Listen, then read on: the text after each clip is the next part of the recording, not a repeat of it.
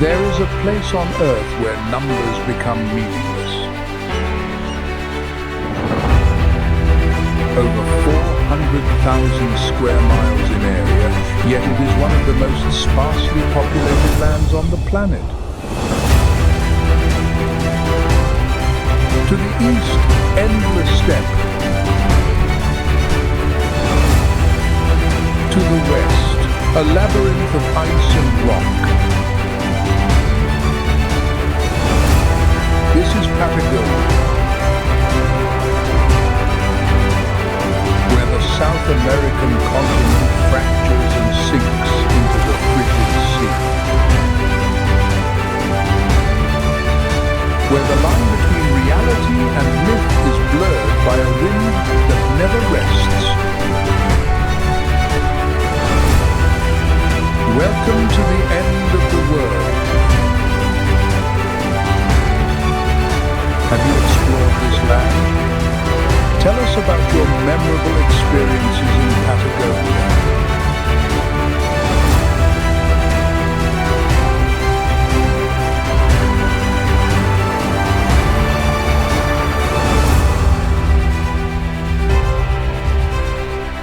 Spanning over 386,000 square miles, Patagonia stretches across the territories of Argentina and Chile, yet remains one of the least populated regions on Earth. The west belongs to Chile, a maze of fjords and ancient glaciers. To the east, in Argentina, are open steppes, salt lakes, and cliffs where the land seems to stretch into infinity. As the continent narrows towards its southern pole, the rock mass fractures and the mountains sink into the cold sea. This is Tierra del Fuego, the land of fire. An ironic name, for there is little fire here, only ice, water, and a wind that never rests. The name came from the first Europeans to pass these waters, the crew of Ferdinand Magellan in 1520. As their ships navigated the cold mists of the strait that now bears his name, they saw countless flickering lights from the campfires of the indigenous Yagan people. This archipelago is divided between Chile and Argentina by an invisible line drawn by history. On one side, wild fjords. On the other, forests of southern beach, bent by the ceaseless wind.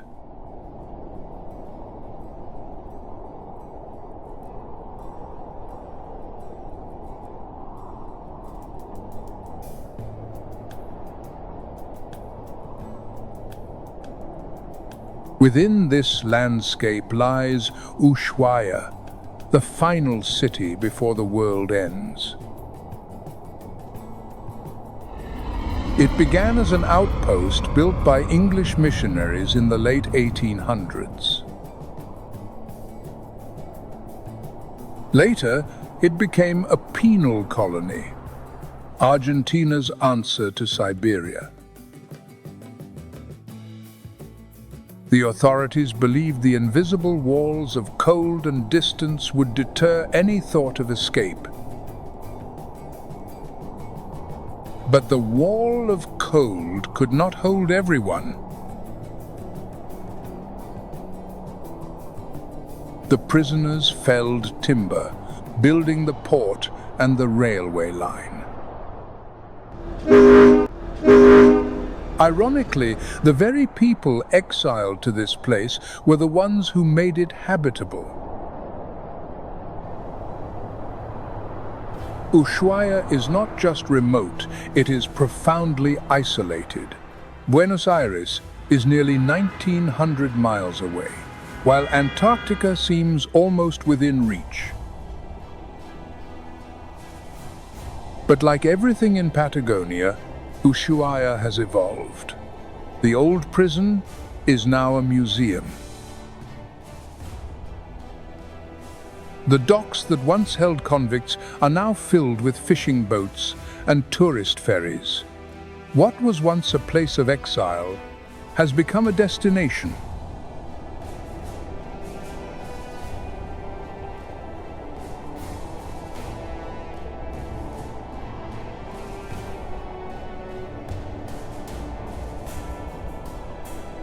If Ushuaia is the heart of the world's end, the Beagle Channel is its lifeblood.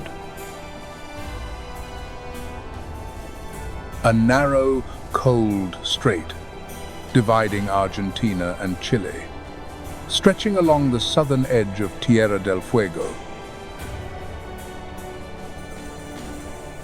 The channel is named after the HMS Beagle, which carried a young Charles Darwin through these waters in the 1830s.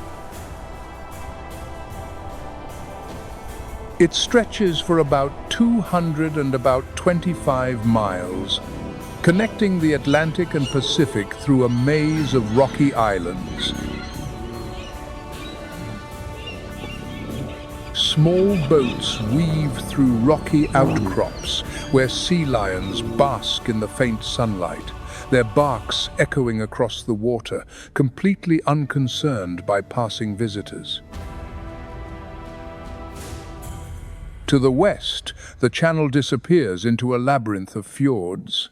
There, glaciers extend their icy tongues right to the water's surface. In the middle of the channel, a solitary lighthouse stands on a rocky outcrop, about 6 miles east of Ushuaia. Les Éclaireurs, the Enlighteners, a name given by French explorers. Completed in 1920, the 11-meter brick tower, painted red and white, replaced an older, more primitive beacon. Its light, flashing every 10 seconds, can be seen from a distance of nearly 8 miles. It is often mistaken for the lighthouse in Jules Verne's novel, but that legendary beacon is actually located further east. At the end of the Beagle Channel, Martillo Island is home to one of the most southerly penguin colonies. The island belongs to Estancia Harberton, the oldest ranch in Tierra del Fuego, established in 1886. Each October, as the southern spring melts the ice, thousands of Magellanic penguins come ashore to nest. The colony hosts about 3,000 breeding pairs, an impressive number demonstrating their fierce vitality. Over time, other species have arrived. Gentoo penguins, with their distinctive orange beaks, have established a smaller colony. Recently, a few king penguins have also appeared, a living sign of a constantly changing ecosystem.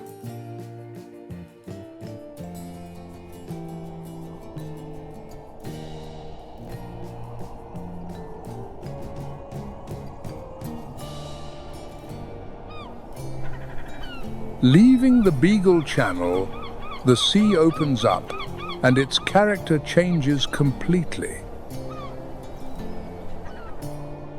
The calm waters give way to the Drake Passage, one of the most ferocious seas on the planet, notorious for waves up to 50 feet high and relentless gales. Amidst the waves, the dark silhouette of Cape Horn appears. Its surrounding waters were a crucial trade route, but also a ship graveyard, with over 800 wrecks lying on the seabed. The first recorded circumnavigation was by Ferdinand Magellan in 1520. Since then, Cape Horn became an essential route for European merchant ships, a harsh test of sailors' courage.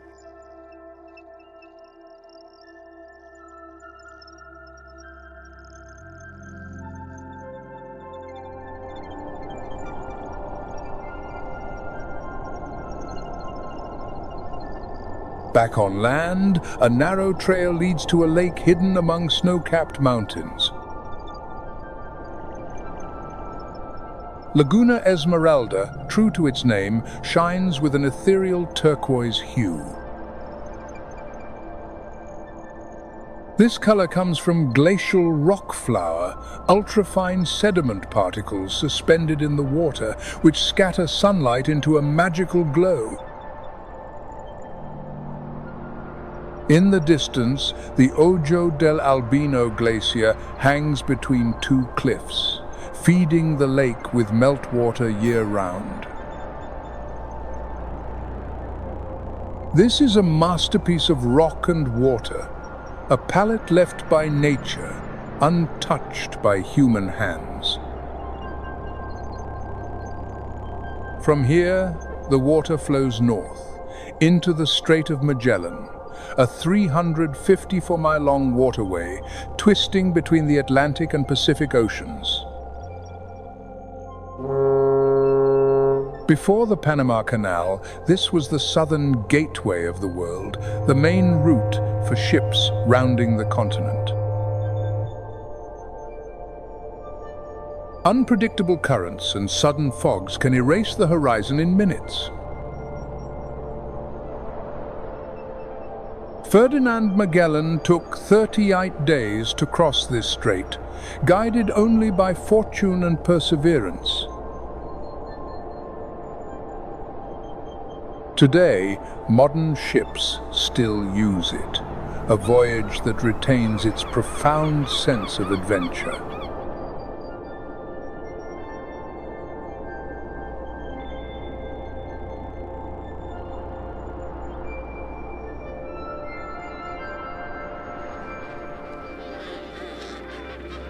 In the middle of the strait, Magdalena Island is another penguin sanctuary. If Martillo Island is a cozy family gathering, Magdalena is a metropolis.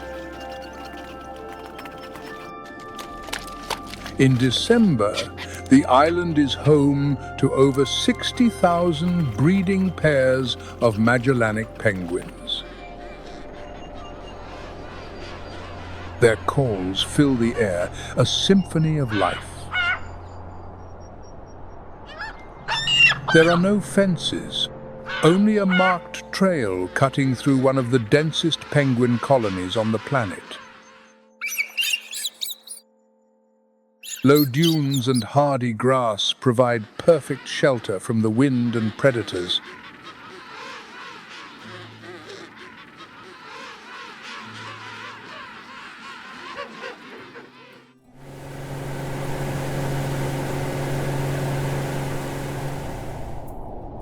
From the Strait of Magellan, the landscape shifts to the fjords and peninsulas of southern Chile. On the shore of one of them, the Ultima Esperanza Sound, is Puerto Natales, a small port town encircled by mountains. The name Last Hope was given by a Spanish explorer who was nearly out of both food and luck. He did not find the passage he sought, but the name remained. Puerto Natales was officially founded in 1911, but its history dates back to the late 19th century, when English and Croatian settlers arrived to raise sheep.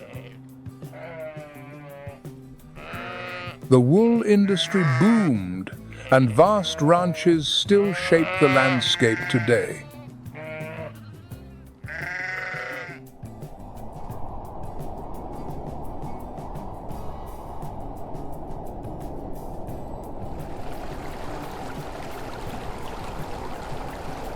From the docks, one can see the snow-capped peaks of Torres del Paine National Park, one of South America's most spectacular wilderness areas.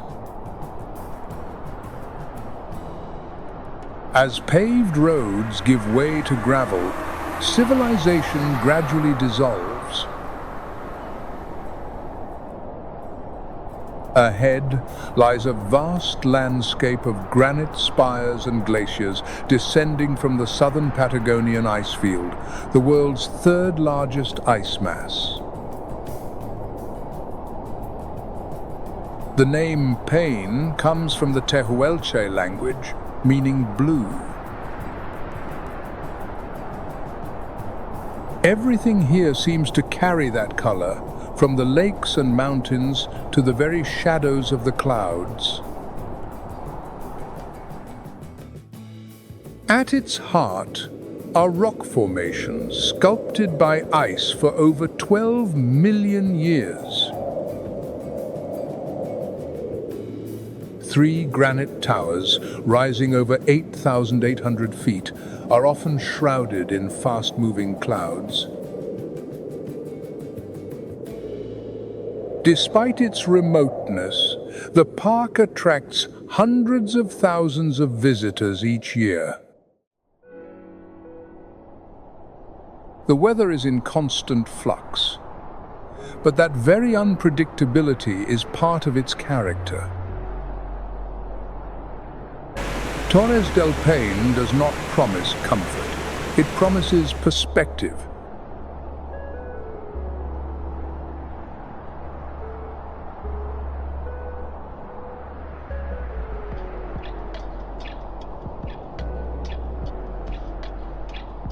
At the foot of the mountains, hidden in wind-sculpted hills, is one of Patagonia's strangest and most evocative places, the Milodon Cave.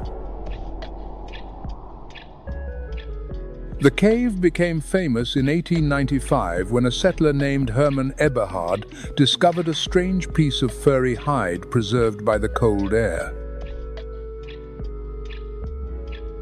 It belonged to a giant ground sloth, a species that went extinct about 10,000 years ago. Since then, excavations have revealed evidence of early human presence. The cave has become a time machine, preserving a world that existed before the glaciers fully retreated.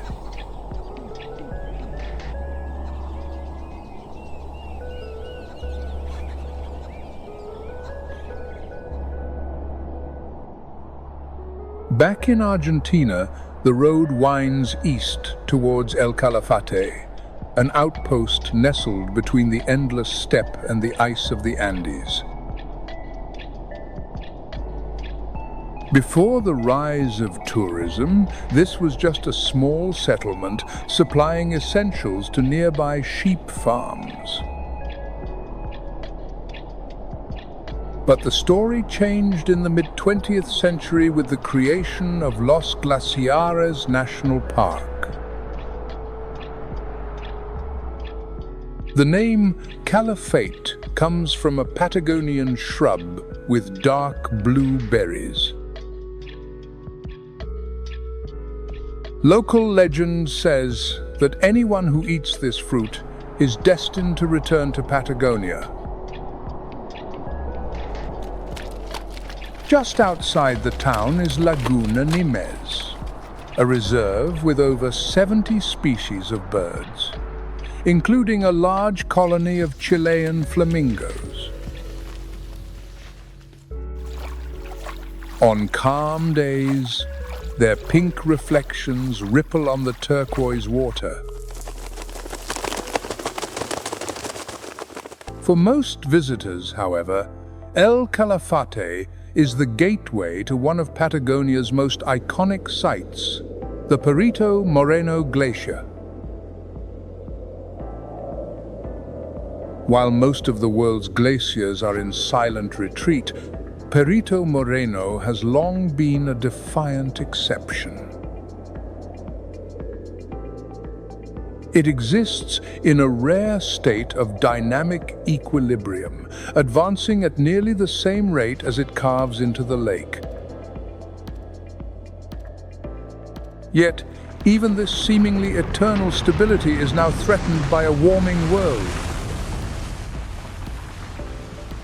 The glacier spans nearly 219 square miles, but it is the frontal wall of ice, rising almost 200 feet above the water, that commands all attention.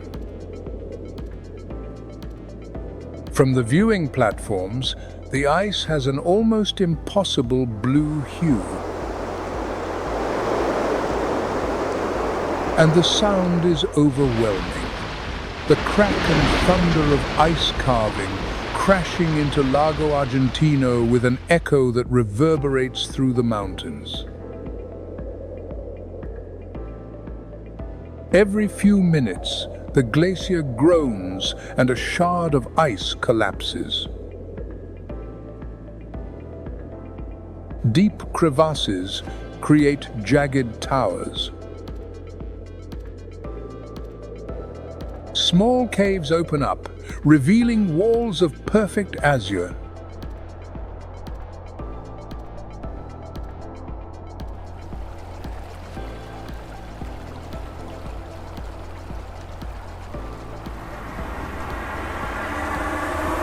A few hours' drive north, one of Patagonia's most recognizable silhouettes comes into view, Mount Fitzroy. At its base is El Chaltén, Argentina's trekking capital. Founded in the 1980s as a strategic foothold in a border dispute with Chile, it has now grown into a mecca for hikers and climbers. Above it all is Fitzroy, or as the Tehuelche people called it, the Smoking Mountain, not because it is a volcano, but because its peak is often wreathed in its own personal cloud. At over 11,000 feet, it is not the highest peak in the Andes, but few mountains command such reverence. The weather can change in minutes. Fitzroy decides when it will reveal itself. But when the clouds part and that jagged skyline shines against a blue sky, all the effort becomes worthwhile.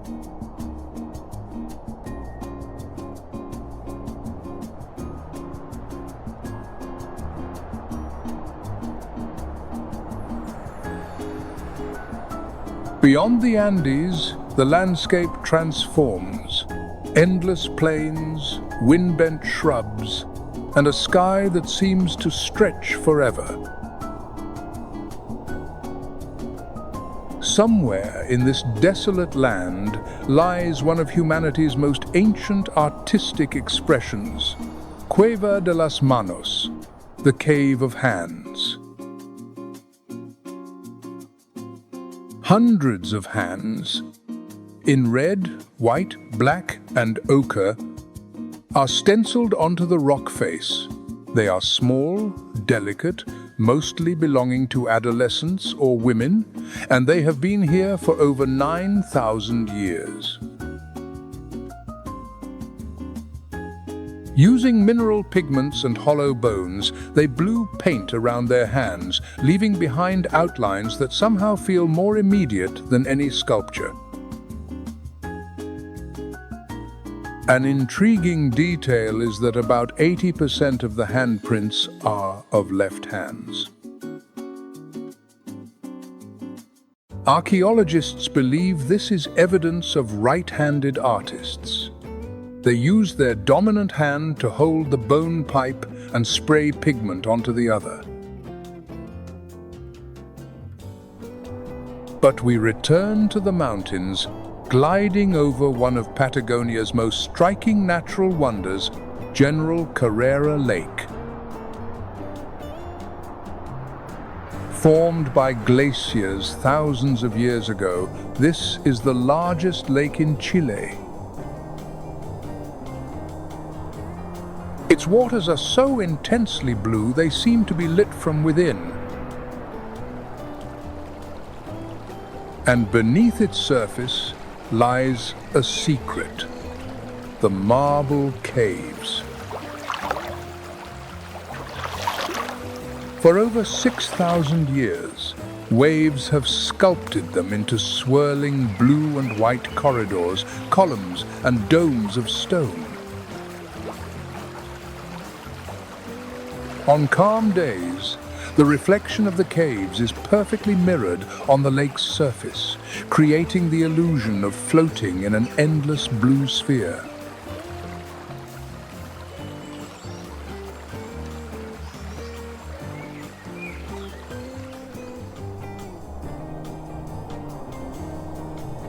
North of the lake, the Carretera Austral winds through some of South America's wildest terrain.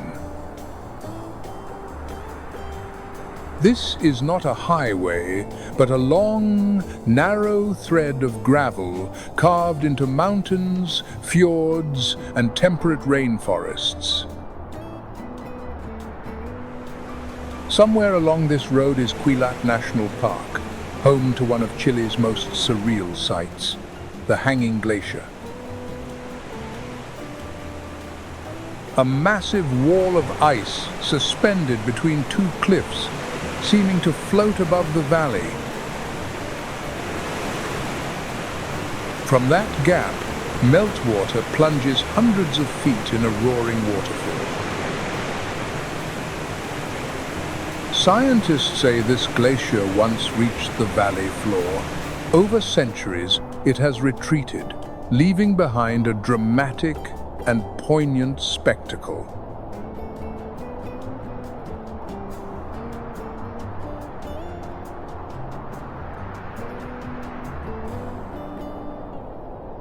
On Argentina's Atlantic coast, Puerto Madryn was founded in 1865 by Welsh settlers. Today, the town is famous for the giants that visit its bay each year. From June to December, the calm waters of Golfo Nuevo are filled with southern right whales. These enormous creatures migrate thousands of miles from Antarctica to mate and give birth. Sometimes they appear right off the pier, mothers and calves gliding slowly. Boat tours on the Valdez Peninsula take you close enough to hear their exhalations, a sound that carries across the calm sea. The southern right whale was once hunted to near extinction. But here, along the protected bays of Valdez, the population has recovered. The peninsula became a UNESCO World Heritage Site in 1999.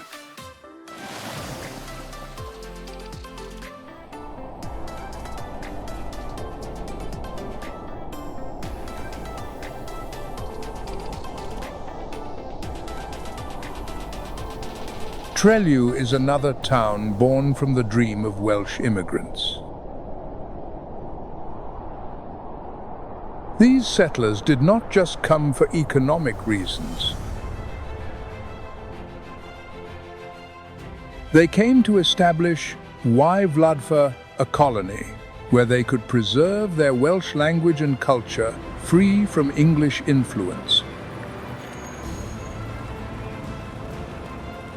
To this day, you can still hear Welsh spoken on the streets. Schools teach bilingually, and traditional festivals are still held. The name Trelew is a tribute to the grist mill around which the settlement gradually grew. The streets are quiet, with neat houses and tea rooms serving scones. The local school still teaches aspects of Welsh history, and names like Jones or Roberts remain common.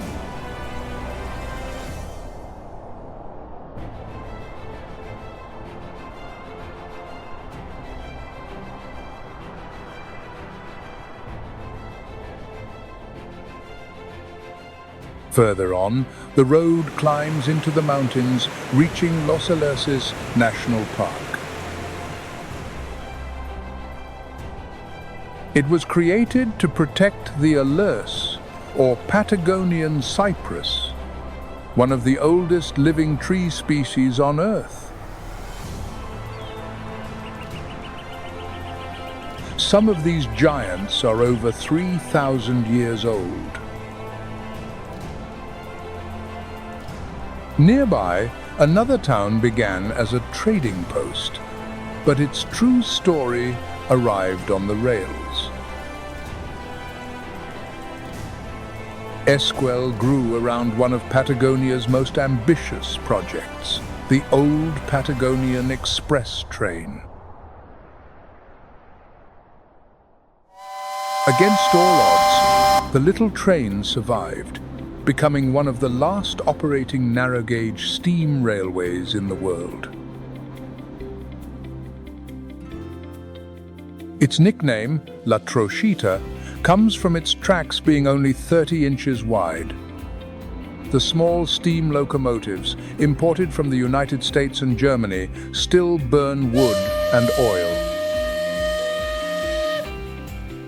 The route from Esquel may be short, but it feels like a journey through time.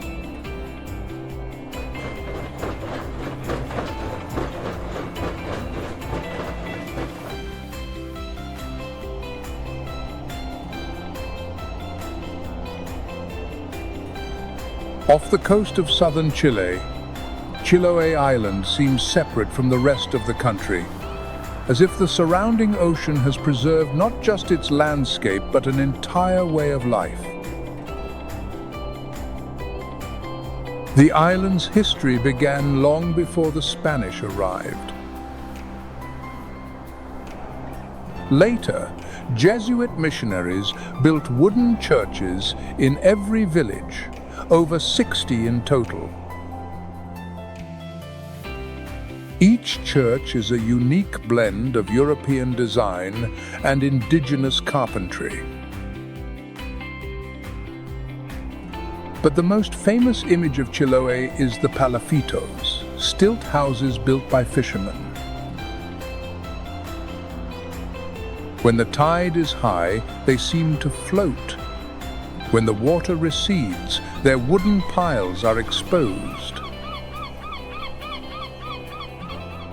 Many houses were once humble homes and workshops.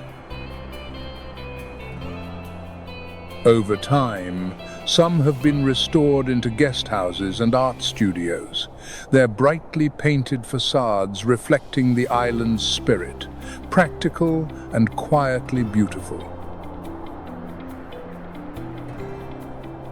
The shift from the salt water of the Pacific to the fresh water of glacial lakes brings us to Puerto Varas, one of the most picturesque towns on the northern edge of Patagonia, nestled on the shores of Lake Lanquihue. It was founded in the mid-19th century by German settlers. Their influence is everywhere, in the steep-roofed wooden houses and the pastry shops in the cafes. On the far side of the lake, the silhouette of the Osorno volcano stretches across the water, a perfect cone of snow and lava. At 8,701 feet, it dominates everything. Osorno is one of the most active volcanoes in the southern Chilean Andes. In recorded history alone, it has erupted at least 11 times, shaping the valleys and changing the color of the soil. At its base, the Petrohue River carries turquoise glacial water through hardened lava flows, creating its famous waterfalls.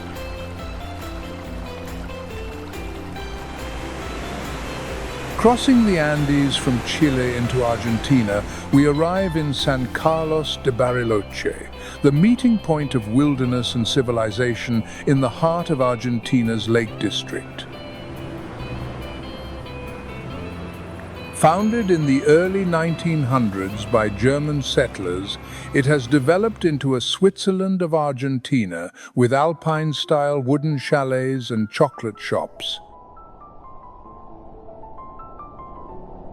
The town's growth began with the establishment of Nahuel Huapi National Park in 1934, Argentina's first national park. The 40-mile Circuito Chico road winds through forests and hidden coves. The stone and wood streets of Bariloche slope down to the giant blue mirror of Lake Nahuel Huapi, the icy heart of northern Patagonia. Born from past ice ages, it stretches for over 60 miles. Its clear waters are sometimes turquoise, sometimes navy blue, depending on the light. The name comes from the Mapuche language, meaning Island of the Jaguar. Beneath its surface lies not only a depth of nearly 1,500 feet, but also a wealth of stories and legends.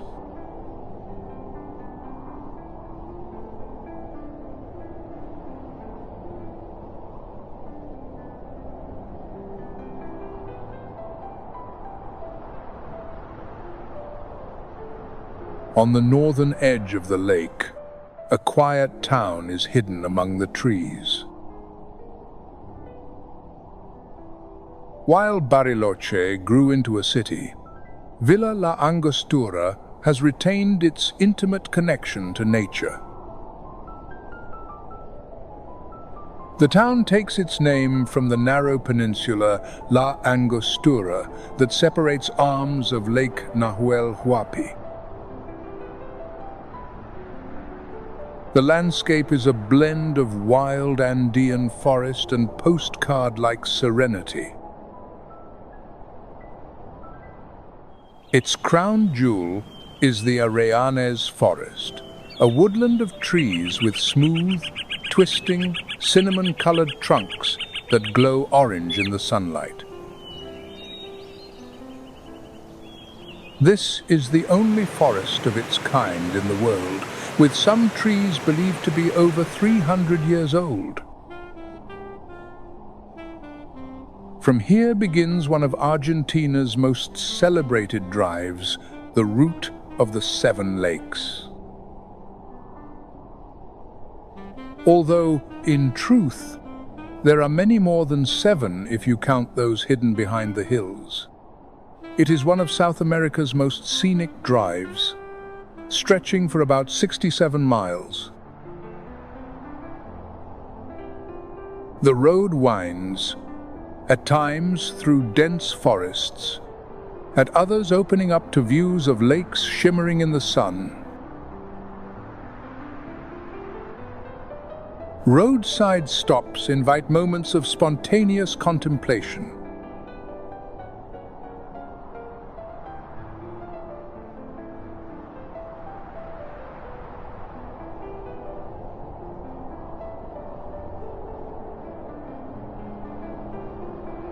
The road ends, or perhaps begins, at San Martín de los Andes, another charming mountain town on the shore of Lake Lácar. Founded in 1898 as a military outpost, it gradually transformed into a haven for hikers and tourists. The architecture is distinctly Patagonian: steep roofs, wooden facades, and stone foundations built to withstand heavy snow. Lake Lakar itself stretches about 15 miles, flanked by steep cliffs and dense forests. Not far from San Martin, a snow-capped peak begins to rise above the forests, perfect and symmetrical. This is the Lanín volcano, the sacred mountain of northern Patagonia. An icy pyramid over 12,000 feet high, the tallest peak in Argentina's Neuquén province. It is part of the Andean volcanic belt, a chain of peaks born from the slow collision of the Nazca and South American tectonic plates. The national park surrounding it was established in 1937, one of Argentina's earliest, protecting not just nature but also cultural identity. To the local people, Lanín is a living spirit. Further west, the volcanic belt continues with two more peaks. One of them, the Villarrica volcano, is one of South America's most active. At 9,383 feet, it is covered by glaciers that melt into a network of lakes and rivers. Unlike Lanín, which has been dormant for thousands of years, Villarrica is in a state of near-constant activity. Its lava lake, sometimes visible at the summit, glows like a molten heart.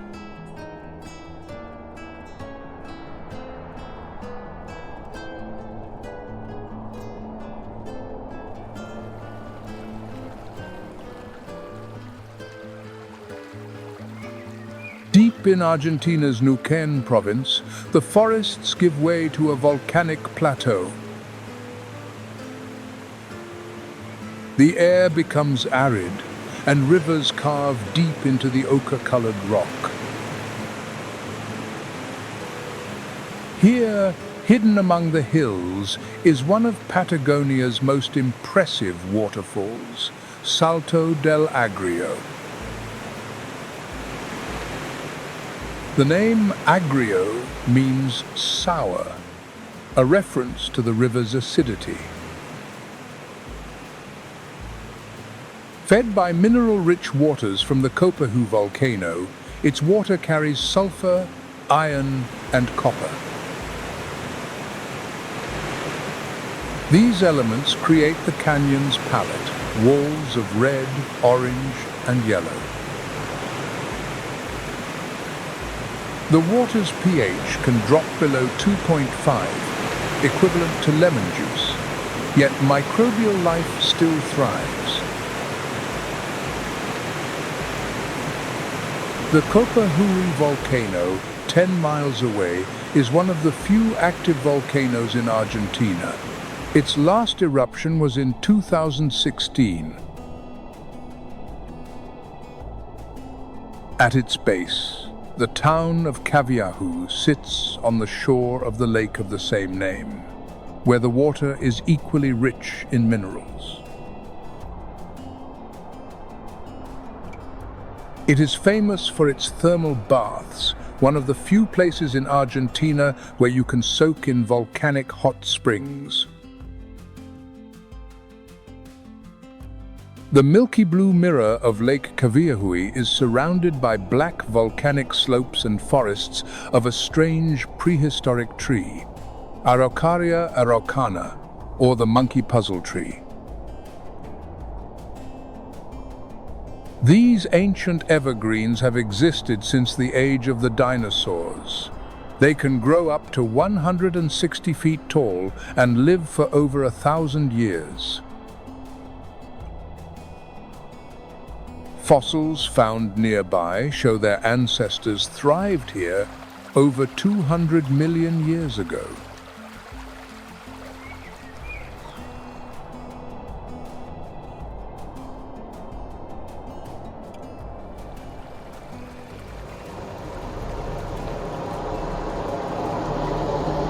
"31 miles southeast of Santiago, the Maipo River carves a deep canyon. This is the Cajon del Maipo, a corridor of rock where the Andes reveal their hidden power. Meltwater from glaciers fills the Embalse El Yeso Reservoir, a turquoise lake situated at 8,200 feet above sea level. Built in the 1960s, this dam supplies up to 80% of the capital's drinking water during the dry months. Rainwater and snowmelt seep deep into fissures, are heated and enriched with minerals, and then rise to the surface through faults as hot springs with temperatures up to 158 degrees Fahrenheit. Termas del Plomo cascades down the cliffside in natural, steaming, milky blue terraces. The pools have varying temperatures, from pleasantly warm to nearly scalding. The Andes continue their run north, a fractured spine of peaks and valleys. From icy fjords and wind-swept plains, ice gives way to sand, and sand gives way to the green of the jungle. But those are stories for another journey. For now, our road ends at the edge of the world.